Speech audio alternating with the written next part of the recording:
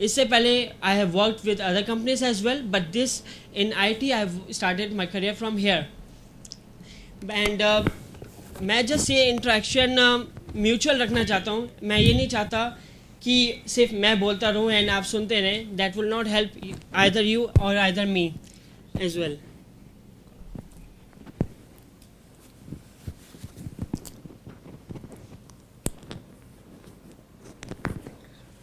So the module I am trying to tell you right now is that I just want to give you a brief introduction, not more than 10 or 15 minutes, related to ASP.NET, SQL, ADO.NET, and what we are going to teach you in those 2 months.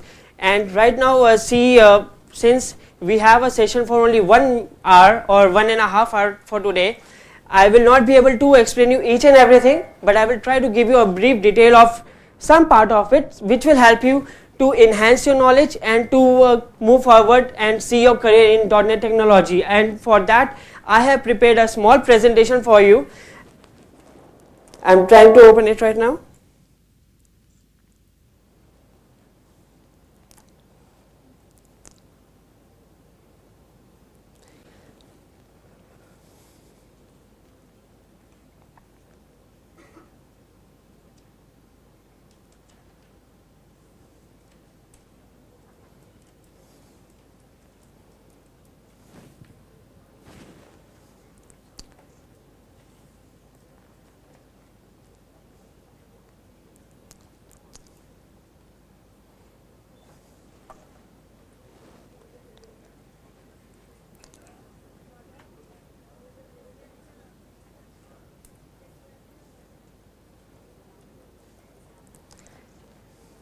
This will be our today's agenda. That is, first of all, I just want to ask your knowledge, like I just want to check your knowledge that what all you know about ASP.NET technology. First of all, I would like to ask you that what you guys know about ASP.NET. Is it a technology? Is it a language? What it is exactly? Anyone raise your hand, please. Anyone? Most of us treat it as a language, but in reality it is not a language. It is just a framework which is giving us the platform to develop an application, be it a web application, be it a Windows application, be it a mobile application. And it comprises of only 3 things. In reality it is ASP.NET, SQL and C#. That's it. And ASP.NET and C# are part of the front end thing, and SQL is a part of a back end thing. Do you guys know about the difference between a front end and a back end? Please raise your hand and answer me. Anyone? So many yeses and no hands raised. Yes, please.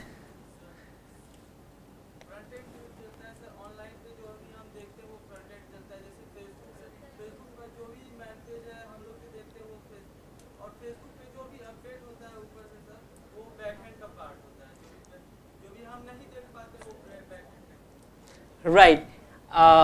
Actual में क्या होता है कि front end ये होता है जैसे हम जो भी हम देख सकते हैं, जो whatever things we can visualise is a part of a front end, और जो उसके बैक एंड पे जो डेटाबेस चल रहा होता है that is a part of A back and. That is, let's say अगर हमारी कॉलेज की कोई साइट है जिसमें हम यूजर नेम और पासवर्ड डाल रहे हैं, if it doesn't have a back end, if it doesn't have a database, we will not be able to log in.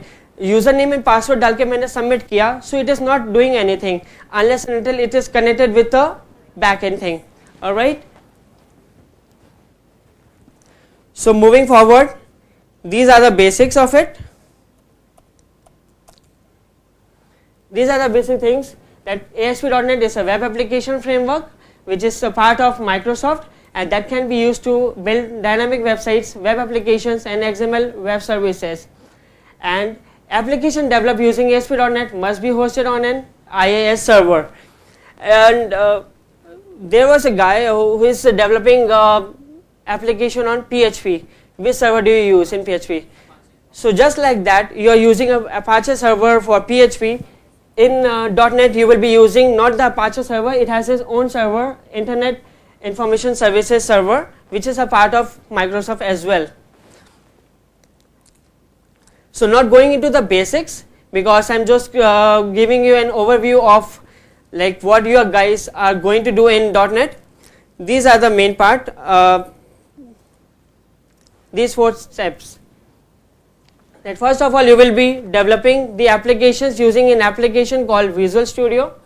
The latest version in market today is 2012, but it is still under progress, it is under testing phase. So right now most of the companies are using Visual Studio 2010 version, which has a framework 4.0, and in the backend you guys can use SQL Server, you guys can use Oracle, but most of the companies are still using SQL Server as a database with whatever application they have developed in .NET technology. The third thing is C#, which is a .NET language. Like if I am communicating with you and I don't know any language, be it Hindi or English, how will I be able to communicate? So just like that, C# is a language in which you guys are going to code, you guys are going to develop the application with which you guys can interact the .NET thing with the SQL database. You will be writing the C# code, and most of you guys may or may not know that .NET languages are many in count, but you guys can use more than one language as well in a single application. You guys can do that. And the last thing is ADO.NET, which is like if I cannot say and you guys, I cannot speak and you guys cannot hear, there will be no communication between us. Just like that, ADO.NET is a part of Microsoft so that the .NET application can interact with the database, and that is a part of a connectivity. Moving further, this will be your application with which you guys are going to develop the .NET application. This is the main software which is used in most of the companies, which name is the name of this software is Visual Studio. And as I said earlier, that we are going to use the version 2010, which is a part of which is consisting of framework 4.0.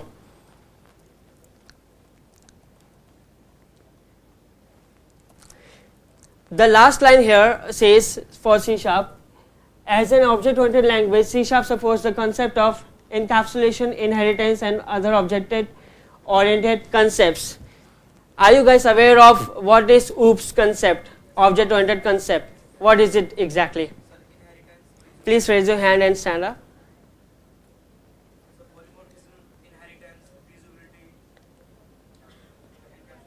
What is the meaning of those 4 terms?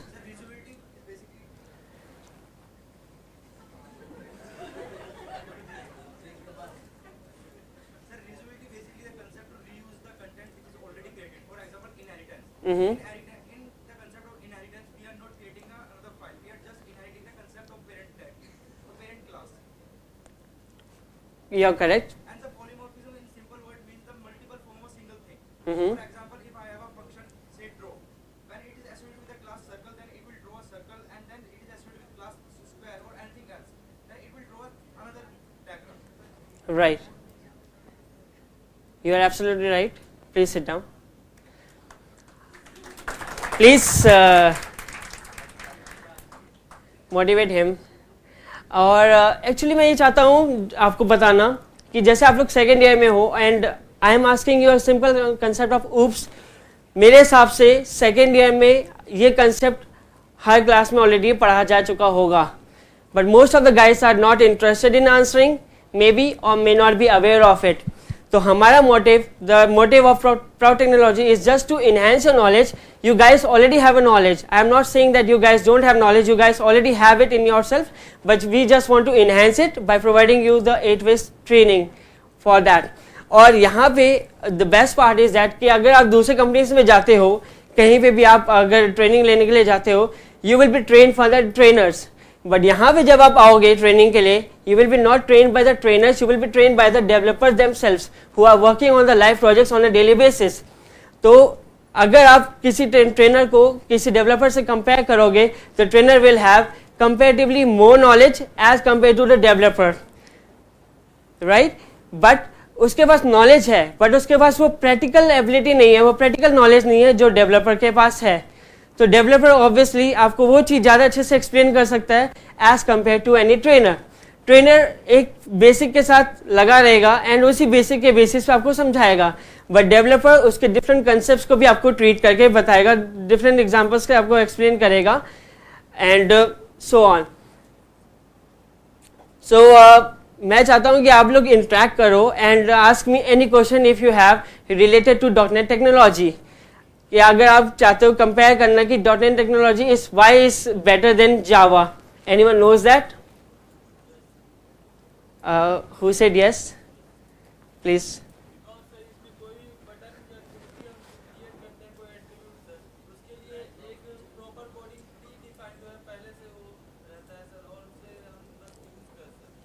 Right.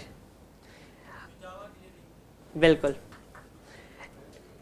This guy was right कि जावा में अगर आप कोई भी छोटी सी coding कर रहे हो, आपके पास कोई प्री डिफाइंड टूल या प्री डिफाइंड आपके पास बटन नहीं है. बस विजुअल स्टूडियो जो कि .NET में अवेलेबल है, इसमें ऑलरेडी वो बटन्स, वो कंट्रोल्स ऑलरेडी अवेलेबल हैं. आपको जस्ट उसको यूज करना आना चाहिए, इंस्टेड कि आपको उसके लिए कोडिंग करनी पड़ेगी. आपको एक पर्टिकुलर चीज के लिए कोडिंग नहीं करनी पड़ेगी. You will not be required to, you will not be suppose to code each and everything here. These things are already available for you. You just guys have to know the meaning of it and how to use it, how to use it in your application. That's it. तो आपको in totality आपको सिर्फ 4 चीज़ों पे concentrate करना है: ASP.NET, SQL, C# and ADO.NET. That's it. अगर आपको चारों कंसेप्ट क्लियर हैं, आपको पता है कि इनका यूज़ क्या है, तो trust me, you will be able to crack any interview in your future. तो हमारा मेन मोटिव यह है कि जब आप फाइनल ईयर कंप्लीट करके निकलो यहाँ से, इस कॉलेज से आप जब बाहर निकलो, तो आपके पास एटलीस्ट वो प्रैक्टिकल नॉलेज हो जिसकी बेसिस पे आप अपना करियर देख सकते हैं कि आपका करियर क्या बनेगा. You can be able to visualise your career कि आपका करियर क्या चीज़ हो सकता है. आपका मोटिव उस वक्त क्लियर होगा. जनरली जब मैंने अपना MCA कंप्लीट किया था, मेरा मोटिव उस वक्त तक क्लियर नहीं था, तो उसकी वजह से obviously I face some difficulties in choosing my career path. But the same thing I don't want you guys. मैं चाहता हूँ कि आप लोग जितनी जल्दी हो सकता है ये चीज़ इन्हेंस करें और अपना फाइनल ईयर यूटिलाइज करें. Yes, I know that you are in a college and college time तो बेस्ट टाइम होता है कि आप इंजॉय करते हो, बट द सेम टाइम आपको अपना करियर पाथ भी चूज करना पड़ेगा, बिकॉज कॉलेज के बाद आपकी सोल रिस्पॉन्सिबिलिटी अपनी खुद पे ही आ जाती है. पेरेंट्स रिस्पॉन्सिबल नहीं होंगे आपके करियर पाथ चूज करने के लिए. श्योर. सो अब मैं सिर्फ आपको एक कोडिंग का एक स्मॉल एग्जांपल बता रहा हूँ कि हम लोग आपको क्या क्या सिखाएंगे.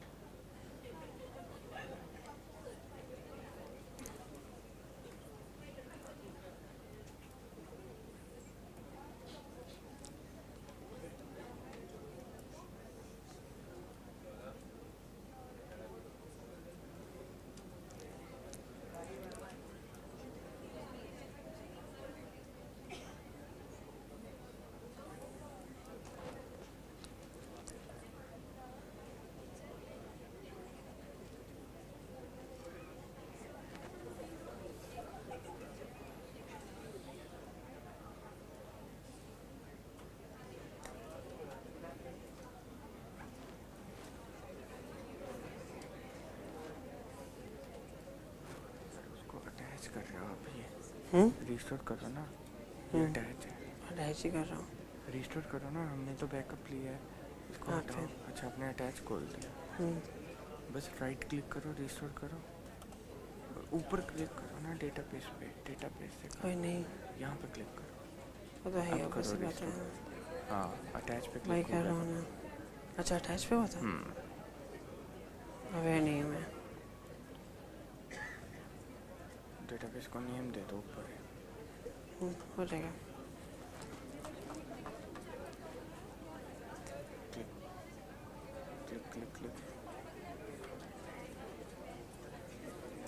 ठीक है, आ जाएगा.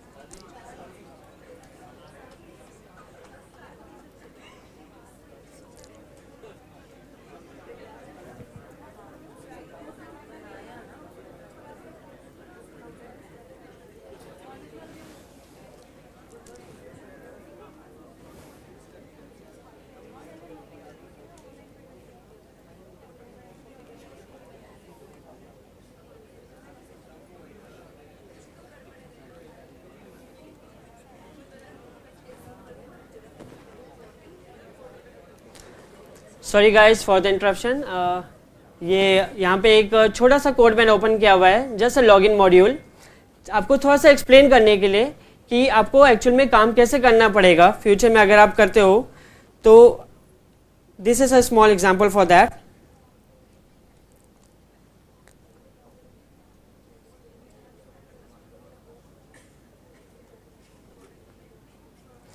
फॉर लाइक दिस, आपके पास एक जस्ट एक छोटा सा एग्जांपल है ये कि आपके पास एक लॉगिन मॉड्यूल है, आपको इसको कैसे कंस्ट्रक्ट करना है और कैसे आपको इसको कोड करना है, दैट्स इट.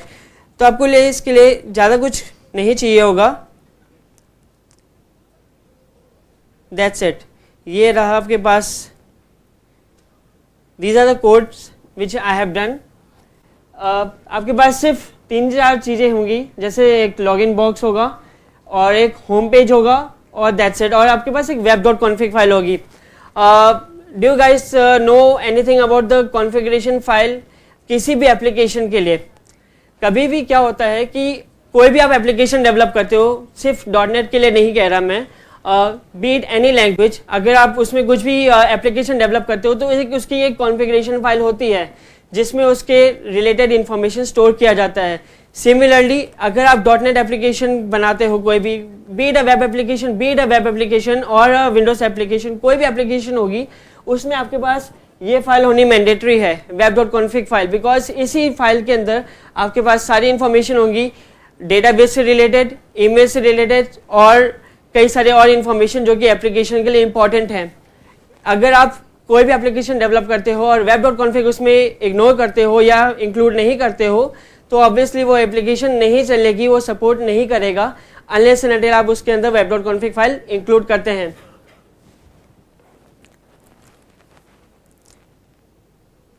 तो कोडिंग में सिर्फ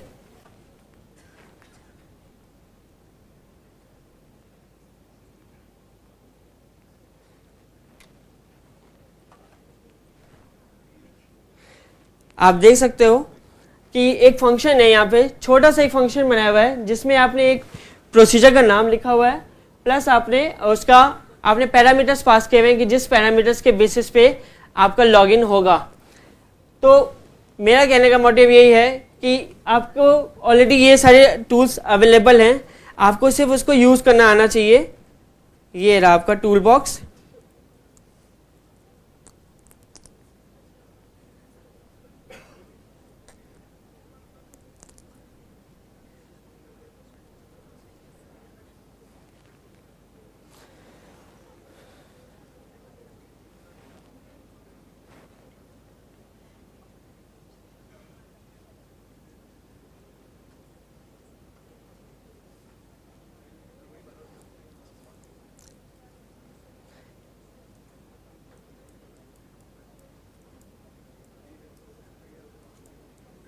this is a tool box I was talking about few minutes back कि आपको ऑलरेडी वही कंट्रोल्स प्री डिफाइंड हैं .NET के अंदर, और आपको सिर्फ इनको ड्रैग एंड ड्रॉप करना है और इस पर अपने अकॉर्डिंगली लॉजिक लगा के आपको कोड करना है, दैट्स इट। तो जस्ट मैं इसको अपने कंक्लूड करना चाहता हूँ अपनी बात को, जस्ट ये कह के कि आपको 8 वीक्स के अंदर आपको सिर्फ कोडिंग नहीं सिखाया जाएगा, सिर्फ थ्योरेटिकल नॉलेज नहीं दी जाएगी जो आपके पास ऑलरेडी बुक्स में अवेलेबल हैं, आपको सिर्फ वो नहीं सिखाई जाएंगी, because you guys already know that, you guys already have read your books, as many number of books you already have read that related to this technology term. बस हम आपको इसके प्रैक्टिकल नॉलेज देंगे और आपको इम्प्लीमेंट करना सिखाएंगे, not only on the demo projects but also on the live projects as well. That's it from my side. Thank you so much.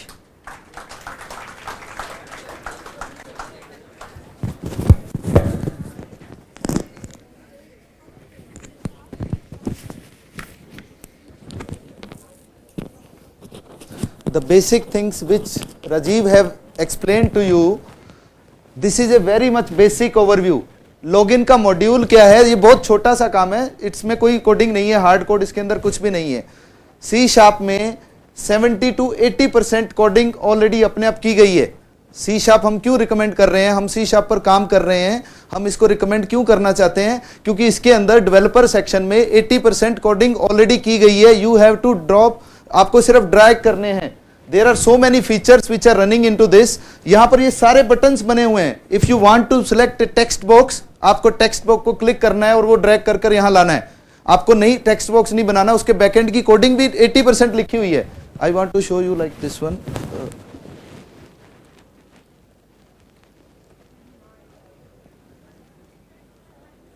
This is the coding behind this basic. हमारे को इस code को लिखने के लिए सिर्फ हमारे को 4 लाइनें लिखी गई हैं, जिसमें हमारे प्रोसीजर का नाम है, यूजर नेम, पासवर्ड और result. Only these 3 lines are the coding part. Java application के अंदर आपको ये कोड लिखने के लिए यू हैव टू राइट 2 और 3 पेजेस। आपको 3 पेज का कोड लिखना पड़ेगा, तब आपकी ये लॉगिन आईडी वाला पेज बनेगा। लेकिन C# के अंदर ये सारे मॉड्यूल ऑलरेडी डिफाइंड है, आपको सिर्फ 2 लाइनों के अंदर कोड लिखना होता है। हम सॉफ्टवेयर डेवलप करते हैं तो हमारी कोडिंग हार्डली लॉजिक कैसे डेवलप हो रहे हैं उसके ऊपर है। माइक्रोसॉफ्ट के जो ये प्रोडक्ट हैं C#, इनके अंदर ऑटोमेटिक इतना कुछ बना हुआ है कि हमें कुछ करना नहीं पड़ता है, हमें तो थोड़ा सा लॉजिक लगाना है। That is the main part of your mind. Requirement क्या है उसके अकॉर्डिंग वो लॉजिक कहां लगना है, that is the main thing. अभी राजीव ने आपको बताया like there is a file naming web.config। This is the base file of every project, this is like a backbone. अगर जो web.config फाइल आपकी फाइल के अंदर नहीं है, आपकी टेबल्स में नहीं है, आपका प्रोजेक्ट एग्जीक्यूट नहीं होगा। ऑनलाइन तो रन बाद में होगा, लोकली एग्जीक्यूट नहीं होगा। web.config के अंदर आपके डेटाबेस की कनेक्टिविटी होती है, यूजर नेम, पासवर्ड, कैसे डेटाबेस क्रिएट किया गया, दैट इज अनदर पार्ट।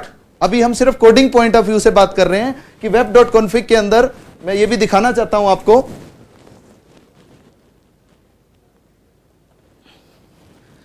ये सारा कोड ऑटोमेटिक अपने आप लिखा गया है। इसके अंदर एक लाइन है, this is like a source.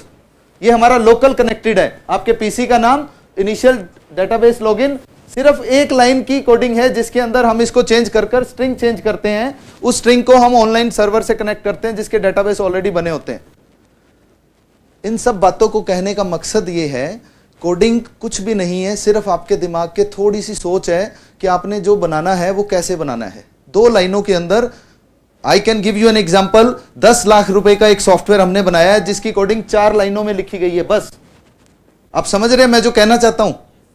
आपको लग रहा है कि ये सब पॉसिबल है, ये होता है, ऐसे ही होता है।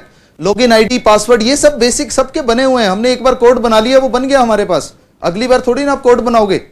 एक बार आपने कोड बना दिया लॉगिन आईडी पासवर्ड करने का या फॉरगेट पासवर्ड का, next time no need to develop the code. वो कोड डेवलप हो गया, अगली बार तो आप उसको यूज करोगे। आपको मालूम है प्रोसीजर्स क्या होते हैं? प्रोसीजर यूज करने आते हैं, बनाने आते हैं। 80% काम प्रोसीजर पर कर रहे हैं हम लोग। We are not CS based पर हमारा कोई भी प्रोग्राम नहीं है, क्योंकि उसकी रिक्वायरमेंट है मार्केट में। When we are getting the requirement, we have to mold ourselves। हमें उसी तरह काम करना है जो मार्केट में रिक्वायर्ड है। आज हमने सुप्रीम कोर्ट की साइट बनाई है, हमने दिल्ली हाई कोर्ट की साइट बनाई है, वो हमारे को ऑर्डर क्यों दिए गए हैं? ये नहीं है कि और नहीं कंपनियां, हमारे जैसी 1000 कंपनियां मार्केट में, दिल्ली में 1000 कंपनीज है सॉफ्टवेयर की जो ये सॉफ्टवेयर बना रही हैं। But if you will provide the quality product, आपकी कोडिंग अच्छी है, सपोज मैं खोल रहा हूं कोई प्रोडक्ट एंटर किया और सर्च करने में मुझे 5 मिनट लग गए, तो इट मींस मेरी कोडिंग वो ठीक नहीं है। मेरे को कुछ पैरामीटर्स पास करने हैं, मुझे कुछ सर्च करना है, उस सर्च करने के लिए बैकएंड पर जो प्रोसीजर कॉल हो रहे हैं, उन प्रोसीजर के थ्रू वो कॉल करके डाटा फैच कर फ्रंट में दिखाता है। कस्टमर इज ए लेमैन, उसे नहीं पता, उसे तो अपनी आउटपुट चाहिए। हम आपको ये सब बताना चाहते हैं, ये सब कैसे होता है, और ये इंफॉर्मेशन किसी भी इंस्टीट्यूट में, किसी भी ट्रेनिंग सेंटर में आपको नहीं मिलेगी। हम आपको ये बताएंगे कि हमने ये बनाया कैसे है। हमने बहुत छोटा सा एग्जांपल लिया है, मैं आपको भी हाई कोर्ट की वेबसाइट खोलकर दिखाता हूं कि हाई कोर्ट का सॉफ्टवेयर जो हमने वर्चुअल टूर का काम किया, I was saying about Google glass, that is like that project. हमें we are appreciated from the honourable high court of Delhi and same we got an order from the honourable court of Saket court का order हमें मिला है। मैं आपको एक तो वो वर्चुअल टूर दिखाना चाहता हूं कि हमने क्या बनाया उनके लिए, और ये वर्चुअल टूर पूरे इंडिया में, पूरे वर्ल्ड में इससे बढ़िया किसी का भी नहीं है। And the same thing I have told to the bench of the High Court. मैं दिखाता हूं कि क्या बनाया हमने हाई कोर्ट के लिए, और हम आपको भी ये बताना चाहते हैं कि हमने बनाया कैसे। This is not your part, ये 3D का काम है, ये गूगल ग्लास का काम है, जो लेटेस्ट टेक्नोलॉजी है जिसके बारे में आप सोच भी नहीं सकते। आपका विजन वहां तक नहीं जाएगा कि माइक्रोसॉफ्ट आज क्या कर रहा है। आपको मालूम है उनके विजन कहां है, वो आप तो 10 साल बाद पहुंचोगे वहां पर, वहां वो लोग आज काम कर रहे हैं कि रिसर्च ऑर्गेनाइजेशंस काम कर रही हैं कि ऑटोमेटिक रेटिना से सारा कुछ कॉल होगा, आपकी आईज के अंदर एक लेंस लगेगा छोटा सा, सब कुछ ऑटोमेटिक, आपका कंप्यूटर उस लेंस के अंदर ही होगा। We can't think about that what those people are doing. हम उनको देखकर या हमें जो नॉलेज है हम थोड़ा बहुत उनकी तरह कर रहे हैं। मैं आपको अभी दिल्ली हाई कोर्ट का वर्चुअल टूर दिखा रहा हूं जो हमारा बना हुआ है, जिसको हमने बनाया है फ्रॉम लास्ट 6 मंथ्स, हमने उसके ऊपर काम किया है। और जिस प्रोजेक्ट को करने में हमें 6 महीने लगे हैं, आज उसी प्रोजेक्ट को अगर जो मैं आपको करने के लिए दूं, you can do it with in 3 days, because हमें वो पता लग गया कि हमने कैसे काम किया है। वही काम हम आपको बताना चाहते हैं कि वो काम होगा कैसे। 6 महीने का जो काम हमने 6 महीने की मेहनत की है, वो 3 दिन का काम था जिसके ऊपर हमें 6 महीने लग चुके हैं। मैं आपको दिखाता हूं क्या है, थोड़ा सा आइडिया मिलेगा आपको उससे। उसके बैकएंड की कोडिंग भी मैं एक्सप्लेन करूंगा कि बैकएंड की कोडिंग कहां पर है उसकी।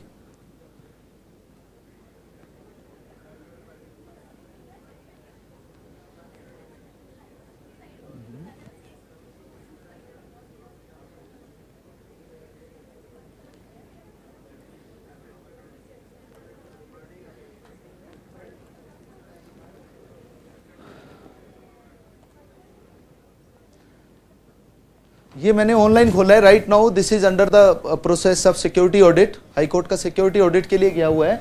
This is the overview of the High court map. पूरे हाई कोर्ट की हमने मैपिंग की है। उस मैप, इसके पीछे पूरा कोड लिखा गया है। ये नहीं है कि हमने सिर्फ ओवरव्यू के लिए दिया हुआ है, इसके बैकएंड पर पूरा कोड है। कहां पर पूरे हाई कोर्ट में कौन सा गेट नंबर 5 है, कौन सा गेट नंबर 7 है, कहां से एग्जिट है, कहां से एंट्रेंस है। These are the things which we have already defined along with sitting the bench of honorable high court। अभी मैं इसके अंदर आपको दिखाना चाहता हूं कि हमने बनाया क्या है। If I click on the front view, पूरी हाई कोर्ट ऑनलाइन होगी है। यहां से आप हाई कोर्ट के अंदर एंटर कर सकते हो। आप अंदर जाते हैं, there is option of main block. इस कोर्ट के अंदर का मेन ब्लॉक क्या है, I just click on to this one. हम हाई कोर्ट के अंदर जा चुके हैं। हाई कोर्ट के अंदर का व्यू क्या है, कौन से कोर्ट, कौन से फ्लोर पर कौन सा कोर्ट है। This is A board of high court display board. यहां आप क्लिक करेंगे तो इसका डिस्प्ले बोर्ड ऑनलाइन हो जाएगा। कोई भी अपने घर बैठा बैठा पूरी हाई कोर्ट को देख सकता है। सिक्योरिटी पॉइंट ऑफ व्यू से भी हमें कहीं ना कहीं हमें इसकी सिक्योरिटी भी प्रोवाइड करनी पड़ी है उनको, लेकिन फिर भी उनको ये इंफॉर्मेशन, हर कॉमन मैन को ये इंफॉर्मेशन दी जा रही है कि आप अपने घर बैठ के देख लो आज मेरा कौन सी कोर्ट में केस चल रहा है, वो कोर्ट कौन से फ्लोर पर है, मेरे को जाने के रास्ते क्या हैं। मैं अंदर एंटर हो गया। उसके बाद मुझे अंदर के व्यूज हैं like this one. There is Supreme Court display board. इस कोर्ट को देखने के लिए लोअर कोर्ट के वकील कभी हाई कोर्ट जाते ही नहीं है। There are so many advocates जिन्होंने आज तक हाई कोर्ट भी नहीं देखी। Advocates, not the common man. आपने किसी ने देखा हाई कोर्ट का अंदर का ये व्यू? किसी ने भी नहीं देखा। आप उनकी साइट पर आफ्टर 7 और 10 डेज सिक्योरिटी ऑडिट में है ये, उनकी साइट पर हाई कोर्ट ऑफ दिल्ली डाल के उस साइट पर वर्चुअल टूर पर क्लिक करेंगे तो you can go and see these things only. ये सब हमने उनके लिए बनाया है। हमें ये ऑर्डर्स मिले, हमने उनको एग्जीक्यूट किया। Then I want to show you the things more like this one. There is lawyers chamber.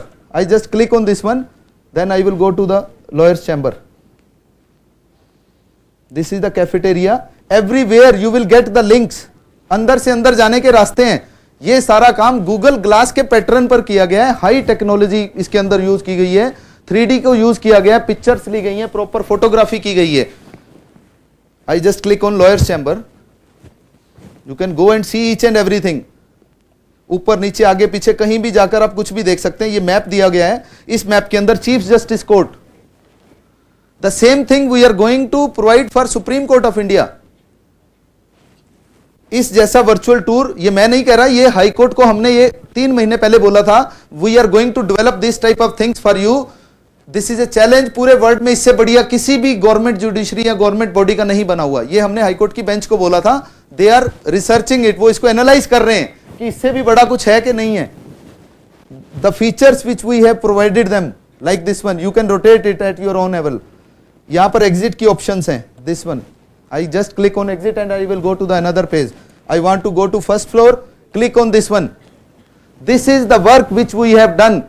हम ये सब आपको सिखाना चाहते हैं, ये इंजीनियरिंग का ही पार्ट है। बैकएंड पर इसके कोड लिखे गए हैं, वो कोड हमने लिखे क्या है, फोटोग्राफी का काम है इसके अंदर, 3D फोटोग्राफी हुई है, ये सब हम आपको बताएंगे। आप इसके अंदर कहीं भी कभी भी किसी भी जाकर यहां पर आप क्लिक करें, there are so many options. इस मैप पर भी आप मेन ब्लॉक